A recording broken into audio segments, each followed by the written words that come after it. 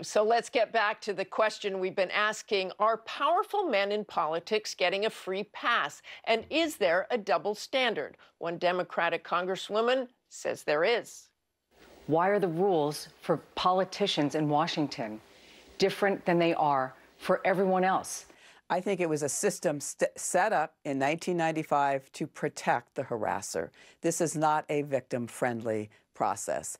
Doing the sexual harassment prevention training is one step. It's a good step, but it's a small step. The whole system needs to have a comprehensive shift. I say zero tolerance, but I don't believe that we put our money where our mouths are. You said there's now a zero tolerance. Yes. John Conyers, what does that mean for him right now? Let's say in or out? We are strengthened by due process. Just because someone is accused, and was it one accusation? Is it two? I think there has to be. John Conyers is an icon in our country. Right. What is a fireable offense? You say it's zero tolerance. Yes.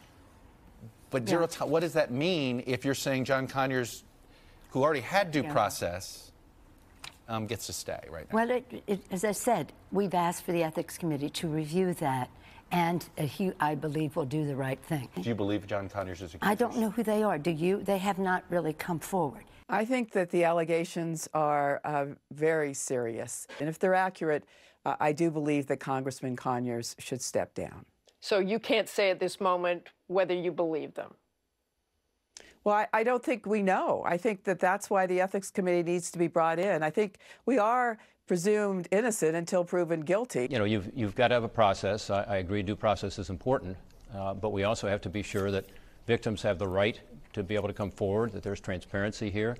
With regard to the situation in the House and Senate, outrageous to me that over the years there has been taxpayer funding used for settlements without any notification or transparency. That whole process is designed to protect politicians, Democrats and Republicans alike, to protect the institution and to make it next to impossible for a woman, or in some cases a young boy page, to come forward. That ought to change. That would actually help. What do you make of the president now siding with Moore because, one, he says the judge denies the allegations, and two, because he says the judge has an opponent who's a liberal? Well, that's politics, isn't it, Chris? This is all about politics, and that's why when politicians talk about this, it doesn't have a lot of credibility. This has been going on in politics for a very long time.